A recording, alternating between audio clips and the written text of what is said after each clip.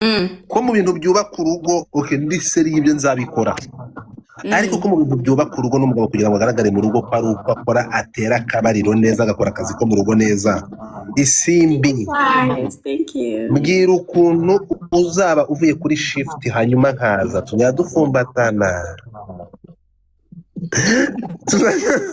Ari ikintu kimwe njya nibaza mu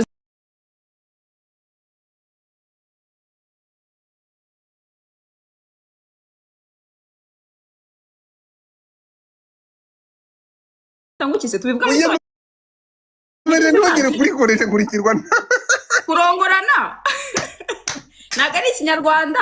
tugaruke ku buzima bwa buri munsi twinjye tubireke tuganire kuri nuye ni ukubera ko ni buri gihe cyose nicyo kiganiro nabo bashaka kuzana ibintu ibyo ntabwo nza kubikuganiriza na kari gace urimo urambaza tuba tugomba kuganira mba ngomba kuganiriza ku kazi kawe ukora. Erega ntabwo mfite akazi kamwe my friend. I do a lot of things. Ukora I iki just se? don't do one thing. What did you do for a living? I do a lot of things for a living. Then we wanna know what you do. A lot of things. Which kind Kaya agari ngo kugira ngo zanga ntangiye gusobanura kimwe kuri kindi kuri kino ntangiye kubabwira ngo amafaranga se kugira ngo bigende gute. Rwanda Revenue ntere. Yes. Uri kubyumva ukuntu uri bashaka kunjijisha wowe. Ubwira rugura amafaranga nta Eva ni hantu. Uri umukobwa wa rwiyemezamirimo nabo. Anyways, I used to have one but not anymore. You used to have it, right? So, yeah, I used to have one but urumva ko ngukurikira so urukumva ko nimwe mu mirimo nari nzi ukora nari ngiye kuvuga ngo n'abantu badukurikira ni 2500 tugerageze dushake abakiriya bazi Kigali bakurikira banabikore banakugane network aseka neza te afite byo kuba biscuit so nukuvuga ngo aya masaha nta business kujamutse nyitire bungu nta business y'abanyarwanda ihari wa hano mu Rwanda. Of course I have businesses other nta business y'abanyarwanda twakoramo abakiriya ufite kano kanya. I don't think so.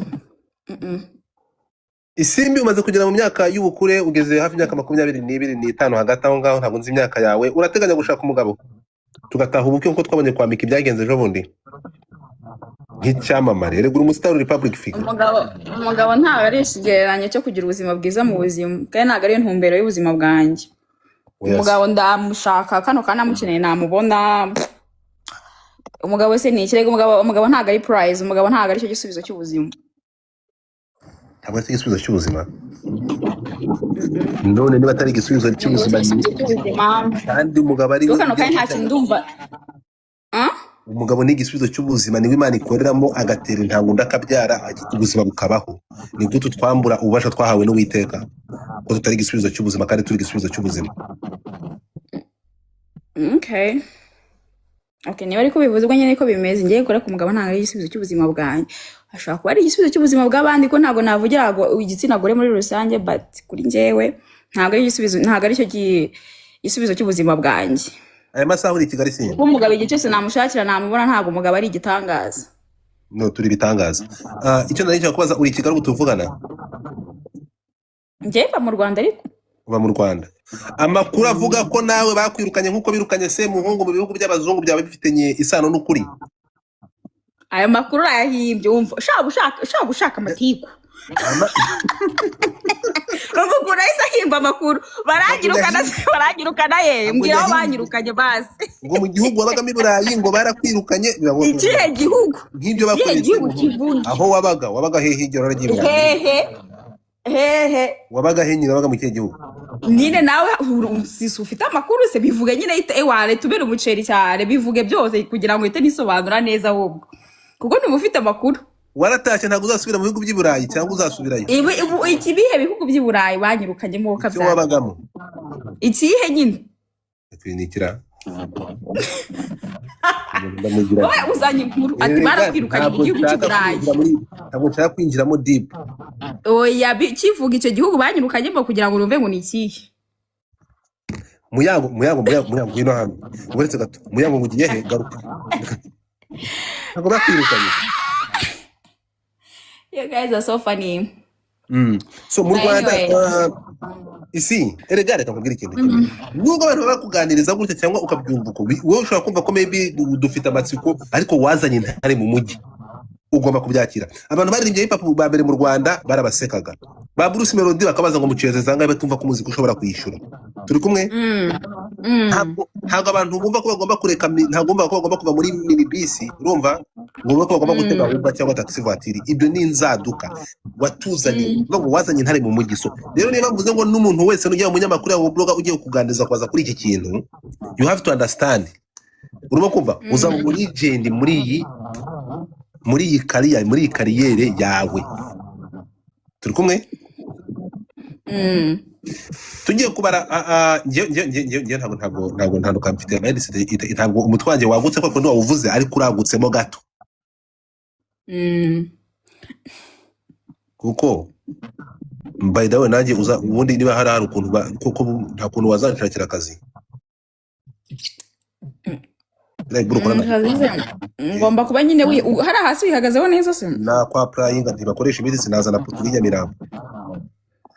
Ntabwo aricyo ikibazo ni size. Okay, mbwira inches zingahe? At least 8 and above. 8 and above. Okay, so ari kumara umwanya muri biramataringa umwanya kubera ko haba harimo ama cut and action menshi uranaruhuka, ntabwo ari ibintu byadanje. Uranaruhuka, so bivuze ngo it's just size matter, ni size gusa. Size matters, also performance matters. Nyine performance wise, nyine acting not acting nk'ukuntu nyine wajya muri film ukactinga ukajya muri role ukayumva neza. Hari ngo mu Rwanda ntabwo baremera gutanga license ku buryo mu Rwanda twabihakorera. Wapi igihugu cyonyine wenda nzi kibisiporta ni South Africa, muri Africa. Ariko bizaza kubera ko ni honestly speaking ni industry mu mafaranga nk'ukuntu wenda wavuga Hollywood or the movie or music industry cyangwa se food. Ndagweza nk'urugero rworoshye, urabona ko mu buzima ukuntu ikiremwa muntu cyaremwe n'Imana dukeneye ibintu bibiri mu buzima kugira ngo surviving muri iyi si. Dukeneye kurya no kubonana nyine n'imibonano. Kubera ko imibonano niko abantu ba procreating, niko abantu bororoka, kandi nanone biranagira ni ibintu nyine bikeneye mu buzima bwa muntu kuko ni ibintu byahozeho guhera ikiremwa muntu cyaza kuri iyi si. Kurya ukeneye kurya. Yego. So izo industry ko ari ebyiri, food and sex, ni industry ziri profitable kandi zahoze ziri profitable guhera izi yatangira, zizaba ziri profitable guhera mpaka n'igisi zarangira kuri na generation ijana zizaza twaramaze kuva kuri iyi si, it will still be the same thing. So ibihugu nk'ibyo nabona ibihugu byo mu mahanga cyangwa western countries bamaze kubona ko bundi abazungu ikintu bakundira ahantu hari inyungu barahabona bakahita bahataka byahatari cyane kandi. So ikintu bo bakora gusa ni ukugutaxinga, ariko nanone in return for taxes bagomba you have to receive protection nk'ukuntu n'undi muntu wese ya receiving a protection mu gihe yishyura taxes. Urumva ntabwo kana kanya wenda umuntu yamuhotera ngo ngiye kumurega kuri polisi wenda ni nka Belgium, ndi nka Brussels ngo ntibanyumve ngo kubera ko ndi muri industry kandi nishyura imisoro. Is not going to happen. Nk'ukuntu wenda umuntu waba wenda ufite akabari yahohoterwa kubera ko yishyura imisoro kandi ari muri iri part of entertainment nkagenda ngajye kurega ngo ntibamwumve ngo afite akabari. It doesn't work like that. Yeah, let's go back on your work. Kano kazi kanyu musaba license, mufite license. Yeah, no, yeah, you do. You actually do register. Registeringa. Ushaka kuri registeringa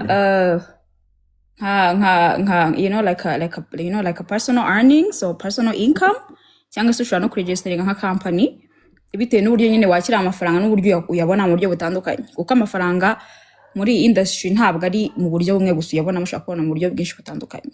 It's not just one way of making money. So uraregisteringa business nyine ahantu kubyumva byemewe, ukaregisteringa uko nyine waninga niko bagutaxinga. if you ese earn more you Kamazi get taxed more. isi nk'ubu ngubu bigenze gute by mistake ugatwara inda akagutera inda ibyo ngibyo ntabwo ariko sibyo mistake ni ibiki no it can happen wowe uragenda ujya ku kazi ukajya gukora ukavuga ngo we are going to make a mistake at work. yaba no What kind of mistake you make? It's possible.